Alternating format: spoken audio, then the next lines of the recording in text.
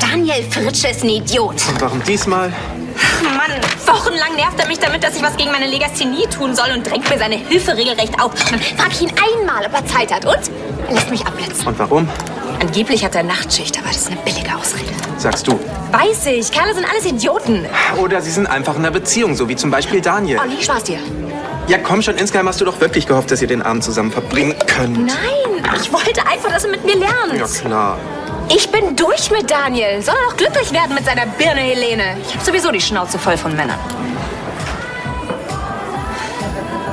Was? Ich warte. Worauf? Darauf, dass die Platte wieder von vorne losgeht. Ach, Mann. Leuchter. Hä?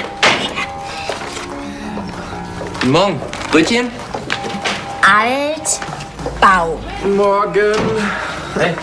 Was haben wir denn heute? Die A-Phase. Armleuchter, Altbau. Auch einen Kaffee? Ja, A-U-W... A-U-W-Da. siehst du? Und ich weiß bis heute noch nicht, wie man dieses blöde Wort schreibt. Ja, wenn sich Jessica was in den Kopf gesetzt hat, dann kann sie ziemlich straight sein. Obwohl das natürlich alleine nicht ganz so leicht ist. Ich weiß, Ich aber... weiß. Abendrot. Verdammt! Nicht, dass sie noch das Interesse verliert. Wäre doch schade.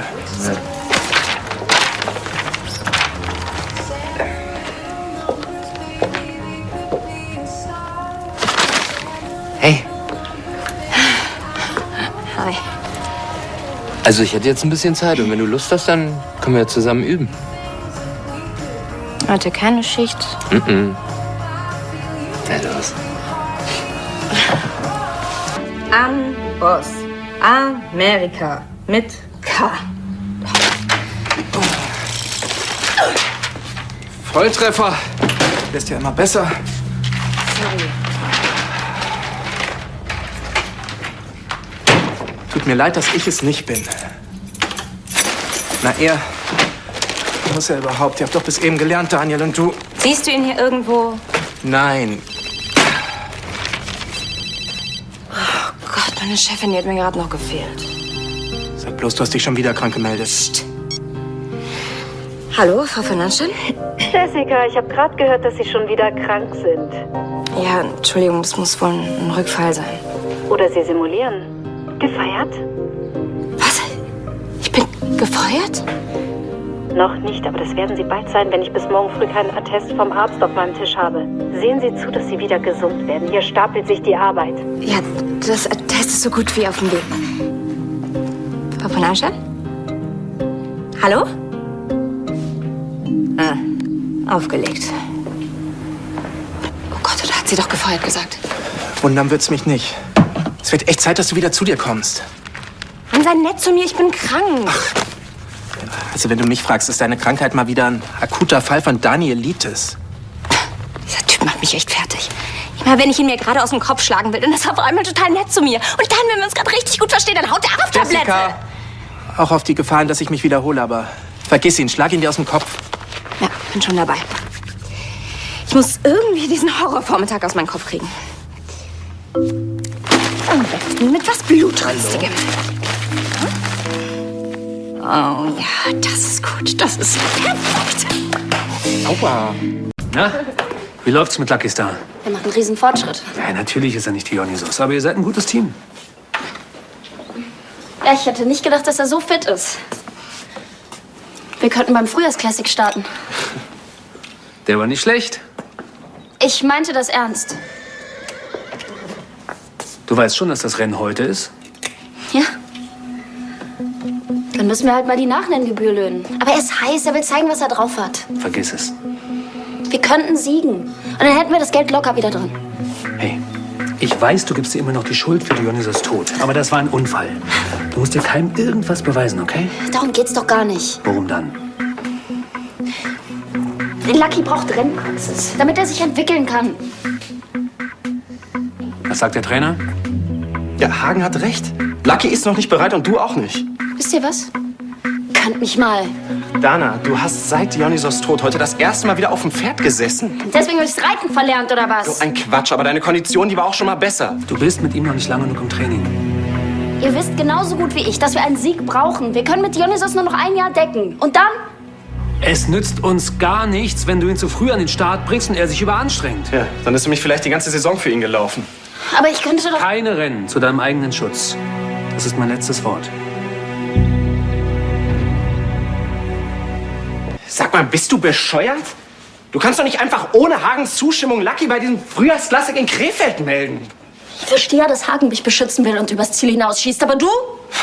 Dana, du bist noch nicht bereit. Ich habe seit dem Derby 12 Rennen gewonnen. Ja, mit Dionysos. Aber nach seinem Tod hast du doch erstmal einen riesen Bogen um jeden Steigbügel Ja, gemacht. du musst mir das nicht länger unter die Nase halten. Ich war dabei. Aber jetzt bin ich drüber weg. An mir geht es gut. Und wir brauchen einen Sieg. Wie soll's denn hier weitergehen? Ohne Dionysos. Es gäbe natürlich noch eine andere Möglichkeit, wie man die Verluste aus dem traurigen Exitus deines Wunderpferdchens ausgleichen könnte. Deine Vorschläge kannst du dir gerne sonst vorhin stecken. Du weißt ja, wo es rausgeht. Wenn du dafür sorgen könntest, dass einer deiner Gäule bei einem der nächsten Rennen auf einem der hinteren Plätze einläuft, dann kenne ich jemanden, der dafür eine ganze Menge Geld zahlen würde. Ich soll mich an einem Wettbetrug beteiligen. Wettbetrug, was für ein hässliches Wort. Nennen wir es doch einfach eine Win-Win-Situation. Ist klar. Und wenn dann im Gremium bekannt wird, dass ich kriminelle Geschäfte mache, dann fliege ich hochkant raus, was? Also wenn das dein einziges Problem ist, darüber können wir selbstverständlich reden. Früher oder später wirst du Geld brauchen und das bekommst du nicht ohne einen neuen Erfolg. Du weißt doch, wie das läuft. Ohne einen Sieger im Stall steht die Zukunft von fast jedem Gestüt auf der Kippe. Ich bin für Dionysos Tod verantwortlich. Und deshalb ist es auch das Mindeste, dass ich seinen Nachfolger aufbaue. Lucky ist in Topform. Er kann dieses Rennen gewinnen. Ich weiß das. Wer bezahlt das Startgeld? Hä? Das krieg ich schon irgendwie hin. Dana?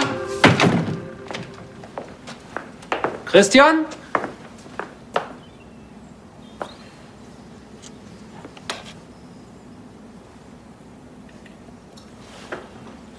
Christian. Sag mal, du weißt nicht zufällig, wo Dana steckt? Nee, keine Ahnung. Ansgar hat mir gerade ein Angebot gemacht. Wenn wir unsere Pferde bei den nächsten Rennen verlieren lassen, können wir eine Menge Geld verdienen. Ja, Wettbetrug. Steht es so schlimm um das Gestüt oder was? Dionysos fehlt.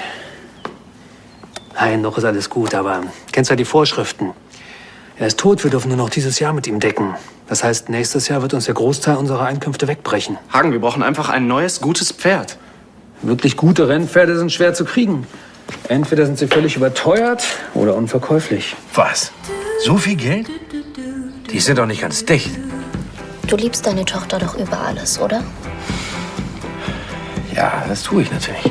Aber ich habe keinen Dukatenscheiß im Keller. Außerdem, wer ist denn hier die Großverdienerin auf Königsbrunn? Mein Vertrag ist gut, aber ich bin Jockey. Mama. Es tut mir leid, mein Schatz, aber seit ich nicht mehr für Ansgar arbeite, haben wir nur noch ein Einkommen. Verdammt, das wäre die Chance gewesen. Jetzt scheitert alles am Startgeld. Was, du willst einen Deal mit Ansgar machen? Christian, wie lange kennst du mich jetzt? Vielleicht ist Lucky Star ja auch unser neuer Vollbomber. Er ist gut, ja. Und er wird irgendwann bestimmt auch seine Rennen gewinnen, aber noch ist er nicht so weit. Und momentan dürfen wir uns auf gar keinen Fall eine Niederlage leisten. Sonst stellt im nächsten Gremium Ansgar sofort den Rennstall zur Disposition. Deshalb musste ich Dana ausbremsen. Auch wenn es ihr gar nicht gefallen hat. Warum? Ich sage herzlich willkommen zum Frühjahrsklassik in Krefeld. Bevor es losgeht, stelle ich Ihnen kurz die Pferde vor.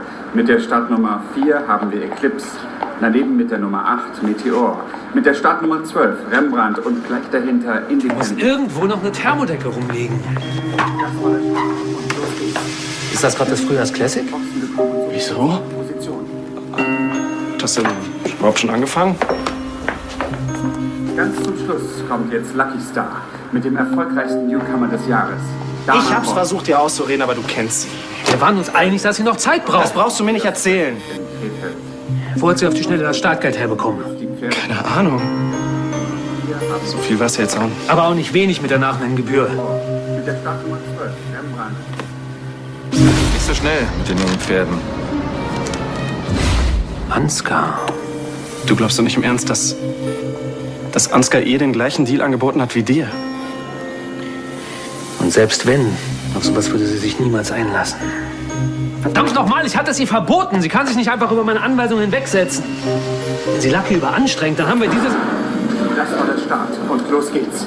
Alle Pferde sind gut aus den Boxen gekommen und suchen jetzt ihre Position. Independence mit Eclipse an der Spitze. Dahinter an dritter Position Rembrandt, gefolgt von Meteor. Etwas abgeschlagen Lucky Star aus dem Gestüt Lahnstein. Das ist das erste Feld. Der Rest kommt für den Sieg nicht mehr in Frage. Die Pferde sind noch 250 Meter vom Ziel entfernt. Jetzt kommt der Angriff von Lucky Star. Lucky Star jetzt auf gleicher Höhe mit Meteor. Geht jetzt innen an Rembrandt vorbei. Was für ein Finish. Independence vor Eclipse, dicht gefolgt von Lucky Star. Vorbei an Eclipse. Independence kämpft. Ja! Lucky Star vorbei an Independence. Es ist nicht zu glauben. Noch 50 Meter. Und ja!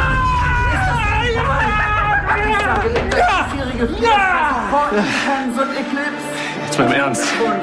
Hast du nur eine Sekunde daran gezweifelt, dass Dana gewinnt? Ich? Wie kommst du denn darauf? Ja! Ja! Mann, sie wollte dich eifersüchtig machen. Ist ja auch gut gelungen. Por favor, Senor. Gracias. Wie lange soll es eigentlich noch so weitergehen? Oh. Sorry. Weißt du, wo Daniel steckt? Oben, glaube ich. Danke. Hallo.